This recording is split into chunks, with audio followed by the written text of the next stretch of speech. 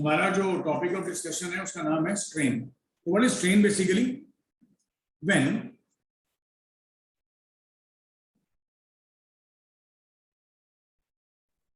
applied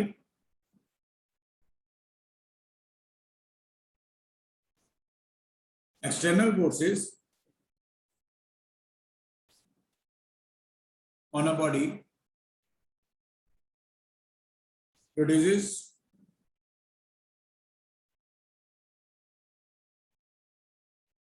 the deformation, stress,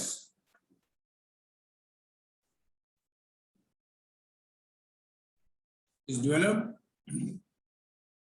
inside the body. मतलब जो तुम बॉडी को डिफॉर्म करते हो तो उसमें स्ट्रेन प्रोड्यूस होता है, और जो तुम्हारे पास स्ट्रेन प्रोड्यूस होता है इसी वजह से तुम्हारे पास उस बॉडी के अंदर स्ट्रेस प्रोड्यूस होता है। लॉजिक बहुत सिंपल है। And the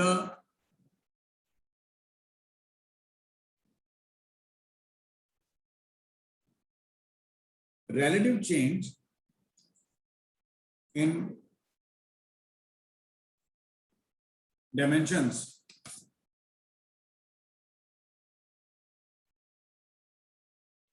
of a body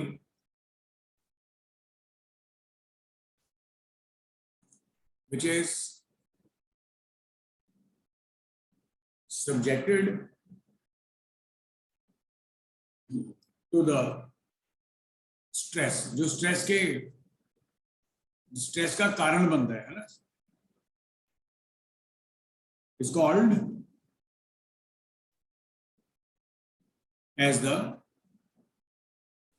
strain. उसका नाम हम लोग क्या रखते हैं? स्ट्रेन रखते हैं। मतलब जैसे ये बॉडी है कोई, तुमने फोर्स लगाया तो क्या हुआ? ये बॉडी यहां से यहां तक पहुंच गया, तो उसके अंदर क्या प्रोड्यूस हो गया? स्ट्रेन। ये ओरिजिनल था, और जब तुमने फोर्स लगाया तो चेंज कर गया। जब तुमने फोर्स लगाया तो चेंज कर गया।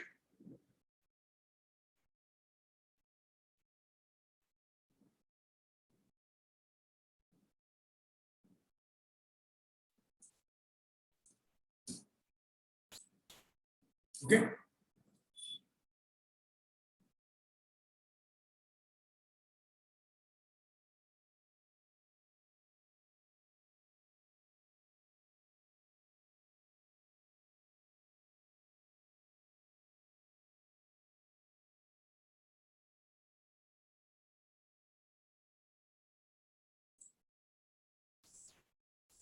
ओके बेटा, उसका नाम स्ट्रेन कहते हैं। अब इसके बाद आ गया तुम्हारे पास टाइप्स ऑफ स्ट्रेन। स्ट्रेन की टाइप्स क्या क्या हैं? स्ट्रेन की टाइप्स क्या क्या हैं? सुनो, एक होता है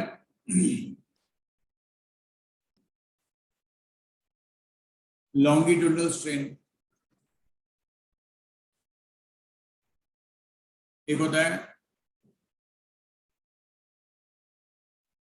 वॉल्यूम स्ट्रेन, और एक होता है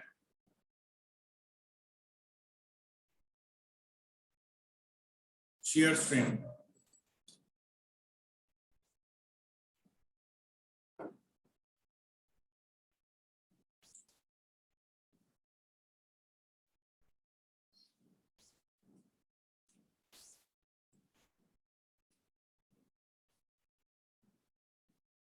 लॉन्गिट्यूडनल स्ट्रेन क्या होता है बेटे? Change in length bye original length. Volumetric strain क्या होता है बेटे? Change in volume by original volume. और shear स्ट्रेन क्या होता है? Change in shape by the original shape.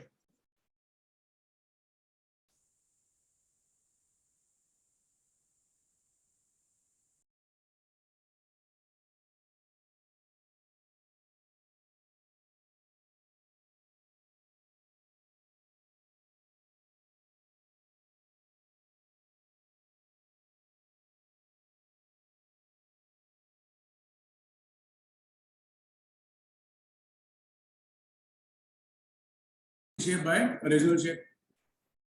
ठीक है,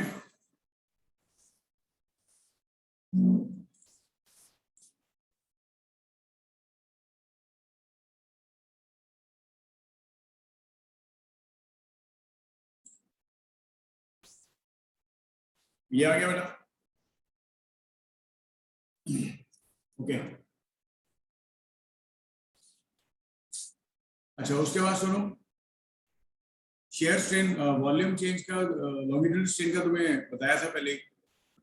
जब तुम इसको स्ट्रेच करोगे उसका लेंथ बढ़ जाएगा डेल्टा एल, और ये था ओरिजिनल लेंथ.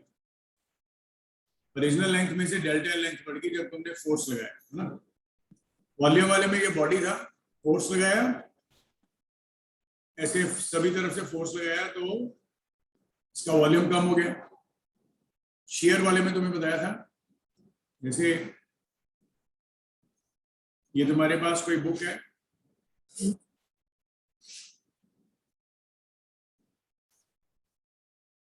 और तुमने इसके टॉप मोस्ट पॉइंट पे फोर्स लगाया,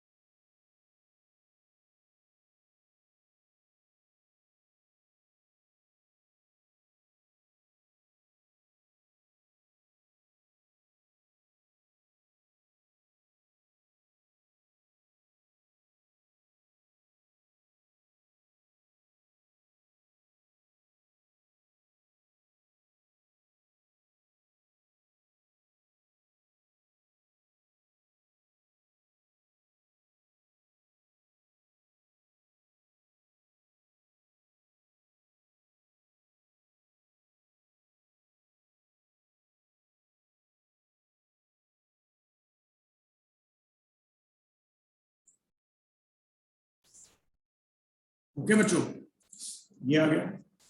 अब तुमने क्या किया, यहाँ पे इसको फिक्स कर दिया बेटा, और जब तुमने इसको फिक्स कर दिया, ये यहाँ से ऐसे डिस्प्लेस हो गई है सारी की सारी sides,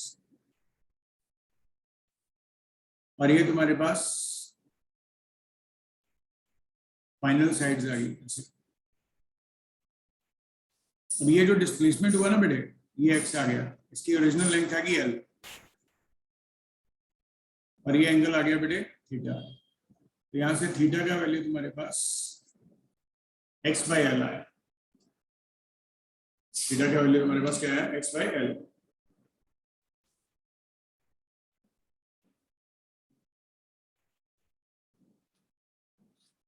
okay, very simple concept. अच्छा, एक तुम्हारे पास ये रिजल्ट आ गया. अच्छा, इसके बाद ना तुम्हारे पास एक, तुम्हें बताया था हुक्स लॉ होता था, जिसमें तुम बोलते थे force is directly proportional to negative of the displacement. Force का वैल्यू तुम्हारे पास माइनस ऑफ के एक्स है, और के का नाम तुम लिखते थे स्प्रिंग कांस्टेंट. अच्छा, उसके बाद फिर क्या किया गया, मटेरियल्स में मॉडिफाइड हुक्स लॉ यूज किया गया, और उसमें बोला गया जो तुम्हारे पास स्ट्रेस होता है वो directly proportional to the strain होता है. Directly proportional to the strain होता है, और स्ट्रेस का वैल्यू E टाइम्स स्ट्रेन होता है. और ये जो तुमने E लिखा, this is called as the coefficient of elasticity इसको बोलते हैं। तो उसका वैल्यू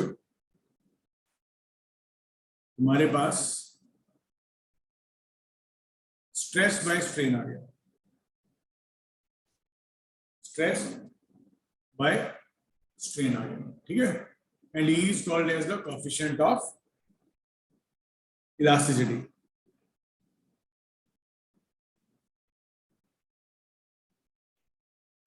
ओके,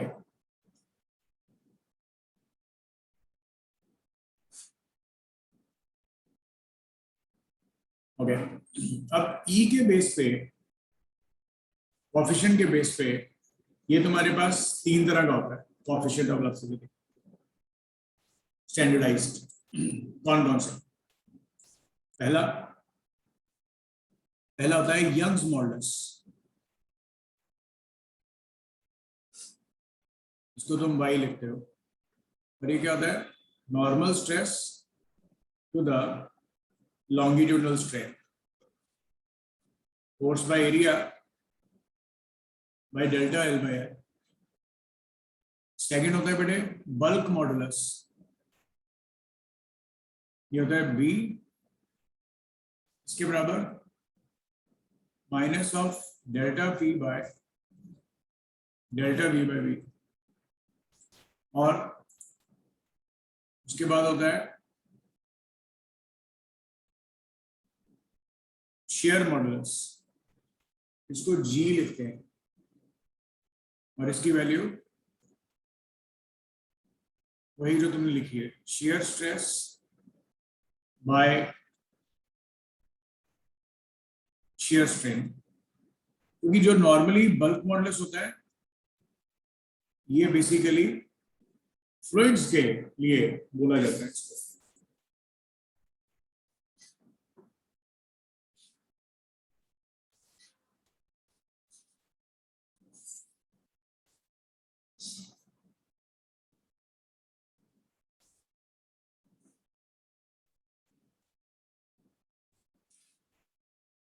और ये जो के होता है बेटा, इसका नाम तुम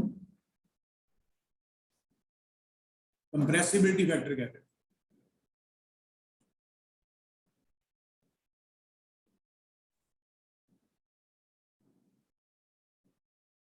इसका नाम तुम क्या कहते हो? Compressibility factor.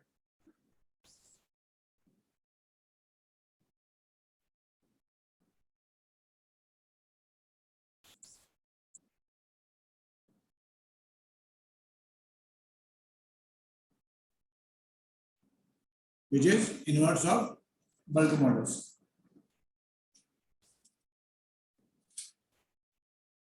ओके, इसको याद रखिए।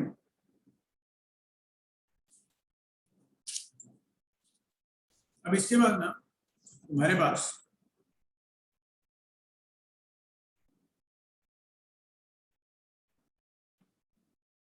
स्ट्रेस स्ट्रेन कर्व आता है,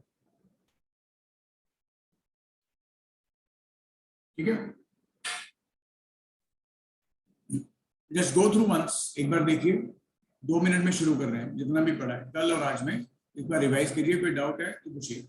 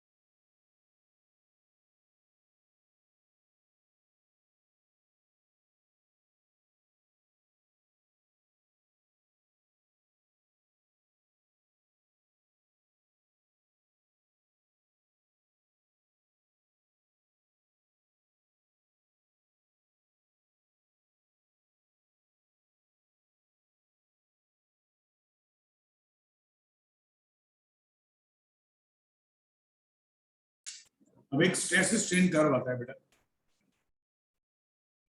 इसमें मतलब तुम एक जैसे यहां पे स्ट्रेन, यहां पे स्ट्रेस, इसमें क्या होता है कि स्ट्रेस स्ट्रेन में स्ट्रेट लाइन तो रिलेशन होता है, पर फिर थोड़ा सा वेरी कर जाता है, फिर ज्यादा वेरी कर जाता है, फिर ऐसे फिर ऐसे। अब मैं तुम्हें बताता हूं कि इसमें हुआ क्या। तुम्हें पता है ना, जैसे मान लो हमारे पास ये एक जैसे डिब्बा है, इसमें हनी है, और ये हनी जब गिरता है तो इसका जो लेयर होता है वो थोड़ा मोटा होता है ये, और जैसे गिरता जाता है तो इसका लेयर पतला होता जाता है, फिर एक टाइम ऐसा आ जाता है ये और पतला हो जाता है और ये ब्रेक कर जाता है, ये यहां से ब्रेक कर जाता है हनी जो होता है। वैसे ही ये होता है, तुम एक लिमिट तक जब उसको खींच रहे हो बॉडी को, तो वहां तक अगर तुम उसको स्ट्रेन को कम कर दोगे तो बॉडी फिर से ओरिजिनल कॉन्फ़िगरेशन में वापस आ जाएगा। और एक पॉइंट ई होता है जहां तक तुम ये एक्सपेक्ट कर सकते हो कि तुम्हारे पास अगर बॉडी में स्ट्रेन को कम कर दिया जाए तो बॉडी फिर से ओरिजिनल कॉन्फ़िगरेशन में वापस आ जाएगा। इस वजह से ई का नाम तुम रखते हो इलास्टिक लिमिट, मतलब up to which body can regain the shape, जहां पे बॉडी जो होती है वो रीगेन कर सकती है शेप को। और इसके बाद ये पॉइंट आ गया ए, अगर तुमने इसको ए पॉइंट तक खींच दिया और तुमने स्ट्रेस को कम करने की कोशिश की, तो इसमें एक ओ डैश किसके अलोंग है? स्ट्रेन के अलोंग है। तो जो ओ डैश है उसमें एक परमानेंट स्ट्रेन प्रोड्यूस हो गया, उसमें एक परमानेंट स्ट्रेन प्रोड्यूस हो गया, उसमें एक परमानेंट स्ट्रेन प्रोड्यूस हो गया। और एक पॉइंट तुम सी लिखते हो और ये पॉइंट तुम एफ लिखते हो।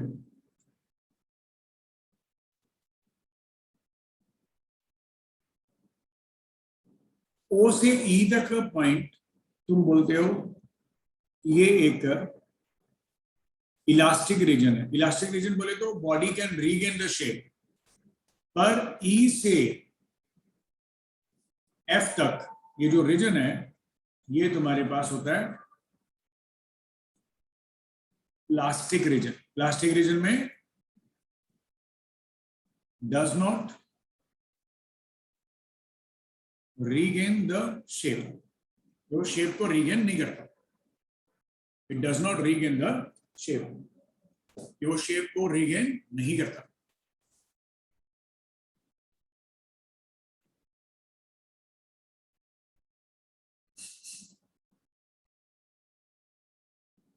और जो बेसिकली तुम्हारे एफ पॉइंट लिखा उसका नाम होता है ब्रेकिंग पॉइंट। ब्रेकिंग पॉइंट मतलब जहां पे टूट जाती है बॉडी, एक स्ट्रेचनेस के बाद, एक स्ट्रेचनेस के बाद जो बॉडी रहती है वो टूट जाती है। एक स्ट्रेचनेस के बाद बॉडी जो होती है वो टूट जाती है, that is called as a breaking point.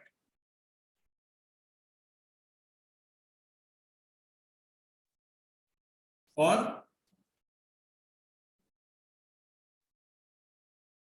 ये जो सी पॉइंट है इसका नाम होता है स्ट्रेंथ ऑफ द मटेरियल, जहां तक वो मतलब उसको सस्टेन कर पा रहा है। ठीक है ये। और तुम्हें अभी बताया कि जो हुक्स लॉ है वो सिर्फ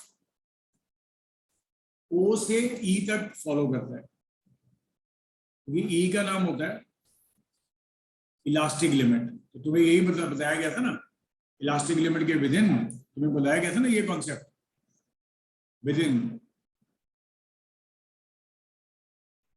in elastic limit, with in elastic limit क्या होता है? विद इन इलास्टिक लिमिट क्या होता है बेटा? With in elastic limit deforming force and the restoring force are equal.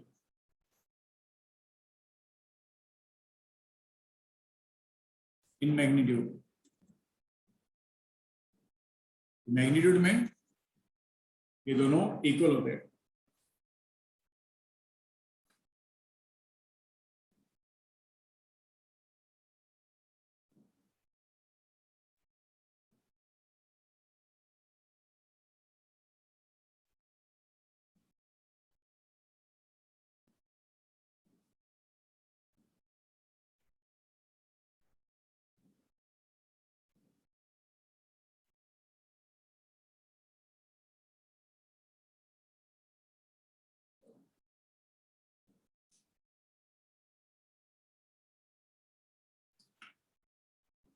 Okay ये आ गया, उसको याद रखिए। अच्छा इसके बाद एक चीज तुम्हें मैंने अभी बताया भी दी है, जो स्ट्रेस होता है वो फोर्स बाय एरिया है। इसकी वजह से इसके यूनिट्स न्यूटन पर मीटर स्क्वायर और dimensional formula m1 l-1 t-2। और जो स्ट्रेन होता है वो एक यूनिटलेस और डायमेंशनलेस फिजिकल क्वांटिटी है। जो स्ट्रेन होता है वो एक यूनिटलेस और एक डायमेंशनलेस फिजिकल क्वांटिटी है। इसको याद रखिए, इसको याद रखिए, ठीक है।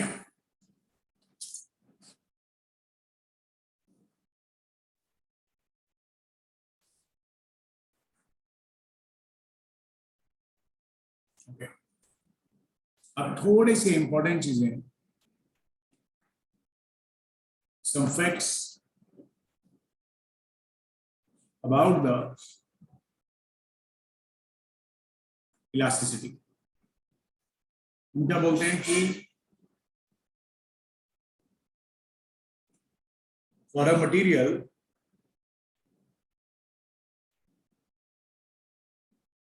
modulus of elasticity is a constant and it is the measure of its stiffness और बेटे इलास्टिसिटी। ये तुम डायरेक्ट वर्ड्स भी समझ पा रहे हो, सीधे सीधे से पॉइंट से। For a material, modulus of elasticity is a constant and it is the measure of stiffness or elasticity। मतलब तुम्हें पता ही है जो E रहता है वो स्ट्रेस बाय स्ट्रेन होता है। यहां पे तुम ये चीज को नोट करो कि अगर तुम्हारे पास हाई वैल्यू ऑफ E है, इलास्टिसिटी की है, तो तुम्हारे पास there is large stress, stress ज्यादा होगा एंड लेस स्ट्रेन, क्योंकि इनवर्सली प्रोपोर्शनल है। तुम्हें E की वैल्यू लार्ज चाहिए तो ये ज्यादा होगा, ये कम होगा, इसलिए तो बोला जा रहा है ये चीज, है ना। Very simple thing. अच्छा एक और पॉइंट नोट करने वाला जबरदस्त है कि for solids, liquids, gases, there is large stress and strain will be less, और strain कम होगा। ठीक है, मतलब इलास्टिसिटी सॉलिड्स की हमेशा ज्यादा होगी, याद रखने वाली चीज है। लिक्विड्स की उससे कम होगी और गैसेस की सबसे कम होगी इलास्टिसिटी। इलास्टिसिटी का मतलब समझिए ना, tendency to regain the original configuration, tendency to regain the original configuration. तो सॉलिड्स जल्दी अपनी रीगेन कर लेंगे शेप, लिक्विड्स नहीं कर सकते, गैसेस तो कभी कर नहीं सकती बिकॉज गैसेस की अपनी कोई शेप नहीं होती। और यहां पे बच्चों, as the temperature increases,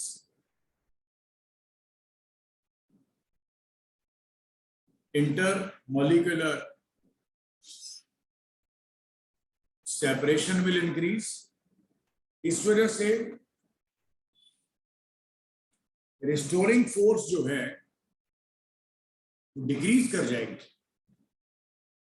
क्योंकि अब मॉलिक्यूल्स दूर चले गए। जब मॉलिक्यूल्स दूर चले गए तो उनके बीच में फोर्सेस कम होगी, और इसी वजह से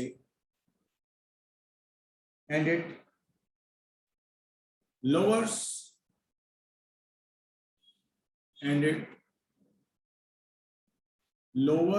the value, it lowers the value,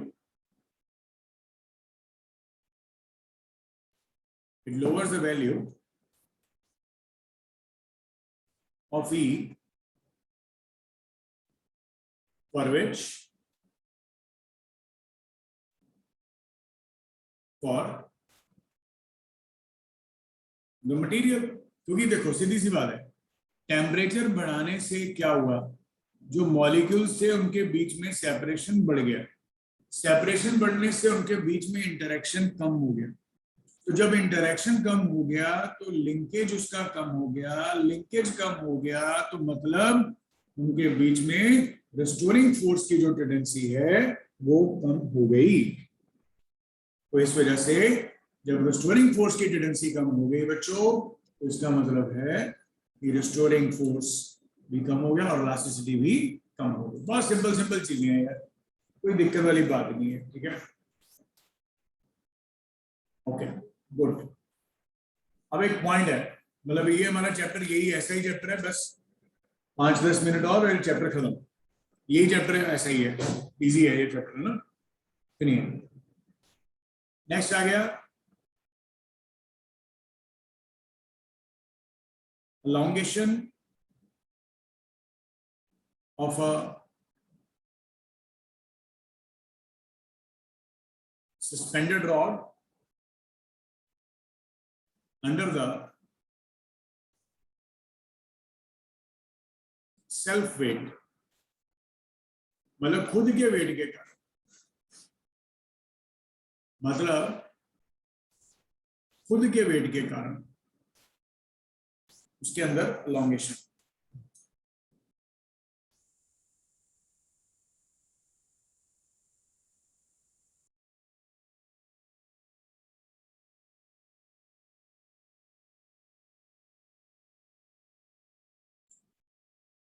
okay, मतलब तुम्हारे पास क्वेश्चन में क्या दिया गया है, ये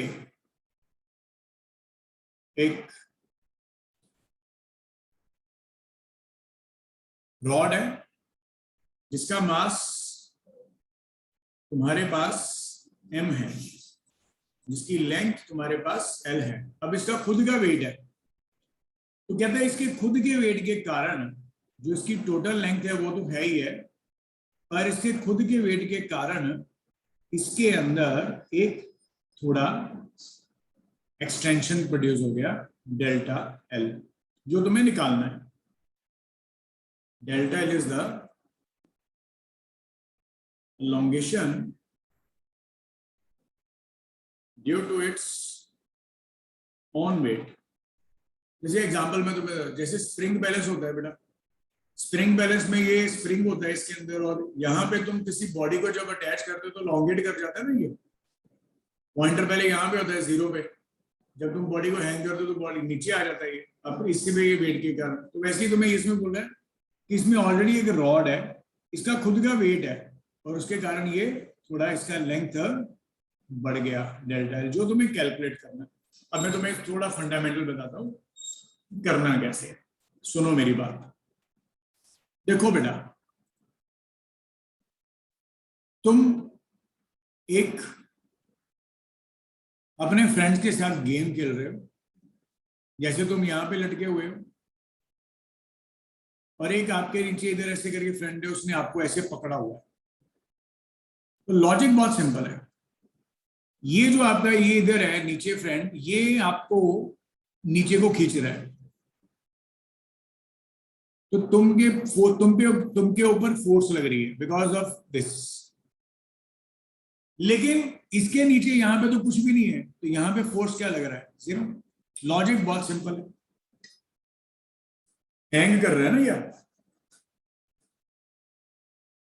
हैंग कर रहा है ना यार, तो इसका फोर्स जीरो है,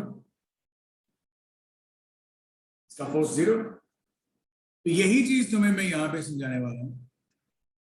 तुम्हारे पास जैसे ये वायर है, तो अगर तुम्हारे पास वायर के लिए इस एंड के बारे में पूछा जाएगा तो ये होता है फ्री एंड, और फ्री एंड वाली साइड पे इसके नीचे कुछ भी मास नहीं है, तो इस वजह से इसके अंदर टेंशन क्या होगा? जीरो। इसकी वजह से इसके अंदर टेंशन क्या होगा? जीरो, क्योंकि यहां पे कोई मास ही नहीं है। और जैसे जैसे तुम ऊपर जाते जाओगे, जैसे तुम यहां पे आ गए, तो इसके नीचे ये वाला हैंगिंग मास आ गया, तो इस पॉइंट के ऊपर जो टेंशन आएगा वो इस हैंगिंग मास के कारण। बहुत सिंपल। ओके,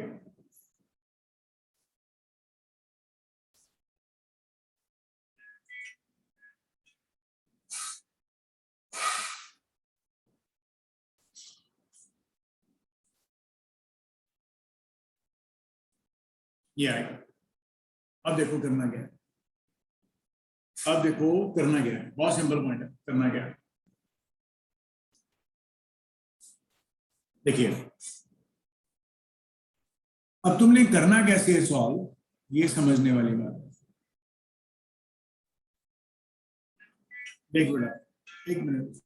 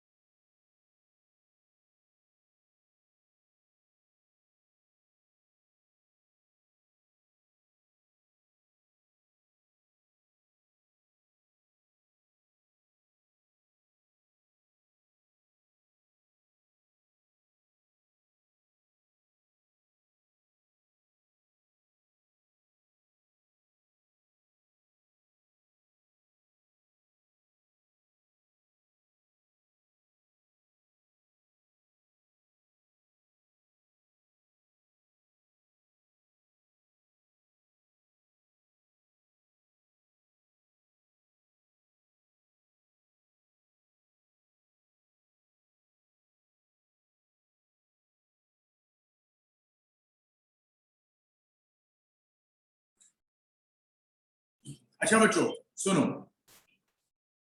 अब तुम्हारे पास ये जो क्वेश्चन है वो क्या है, ये बड़ी जबरदस्त चीज है तुम करने वाले हो। तुम्हारे पास ना ये रॉड की एक लेंथ थी। अब तेरे को तो पता है बेटा कि तेरे को जब भी कोई क्वेश्चन सॉल्व करना होता है तो तुम क्या करते हो, तुम क्या करते हो, तुम एक एलिमेंट लेते हो। यहां पे एक तो ने ये एलिमेंट ले लिया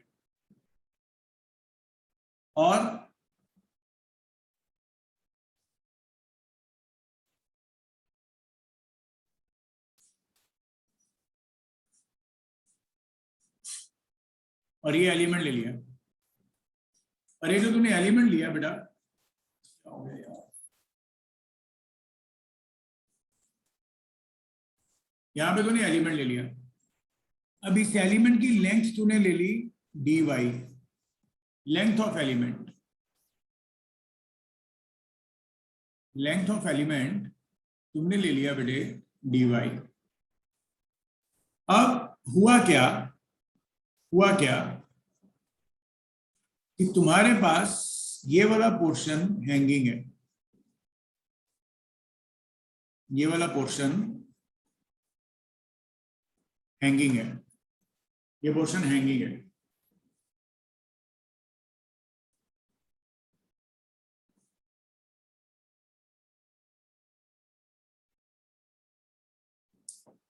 और इसका जो हैंगिंग पोर्शन है इसकी लेंथ x है, इसकी लेंथ y ले लो, इसकी लेंथ y है। ये एलिमेंट बहुत स्मॉल है,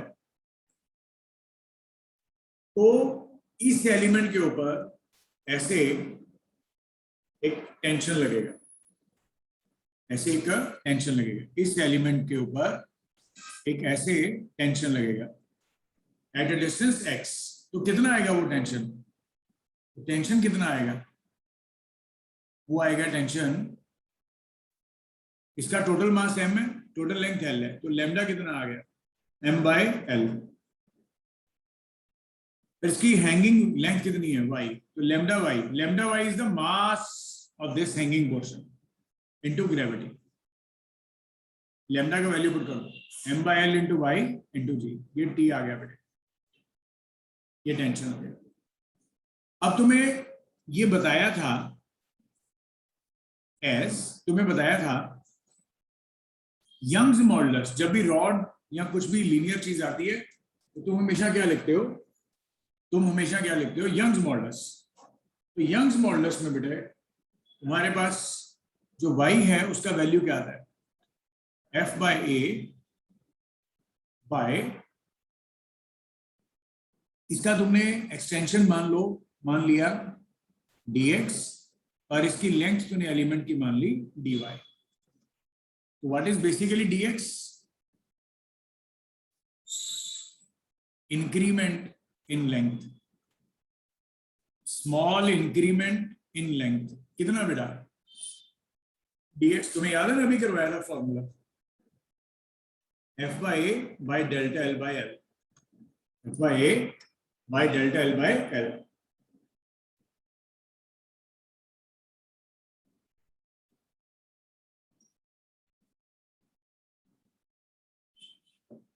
ये आ गया तुम्हारे पास, ये जो रिजल्ट आया तुम्हारे पास, क्या रिजल्ट आया ये, dx को तुम इधर लिख दो बेटे, और F is the force, no doubt here this force is the tension, no doubt here this force is the tension by A into y, और dy तुम्हारे पास ऊपर आ गया। अब तुमने ऊपर t का वैल्यू लिखा हुआ है, देख एक बार क्या लिखा हुआ है, तुमने लिखा हुआ है m/l into y into g into dy by ay, value put कर दी। अब तेरे को टोटल वैल्यू निकालनी है, तो तेरे को क्या करना पड़ेगा बेटे, इंटीग्रेट करना पड़ेगा अबव इक्वेशन। तो इंटीग्रेशन करोगे dx आ जाएगा mg/l/ay, बाहर आ गया, ब्रैकेट के अंदर इंटीग्रल y dy आ गया। अब इसकी इंटीग्रेशन का नाम डेल्टा एल तक लिख दो। और ये y की टोटल लेंथ क्या है? l, क्योंकि तुमने वायर लिया था ना, यहां से बेटे ये y लिया था, तो यहां से लेके यहां तक जो टोटल लेंथ है इसकी क्या है? l है ना। तो dx का इंटीग्रेशन वही सॉल्व करोगे इसको तो ये डेल्टा एल आ जाएगा, और ये आ जाएगा बेटे M G by L A Y, और डी वाई का इंटीग्रेशन क्या आ जाएगा बेटा? वाई स्क्वायर बाय 2, 0 से एल तक। बस आंसर आ गया, delta L is equal to half M G L by ay, and you know what is y basically? Y is called as the Young's modulus. Y is called as the Young's modulus. इसको बोलते हैं, ठीक है? So it is a very very simple concept.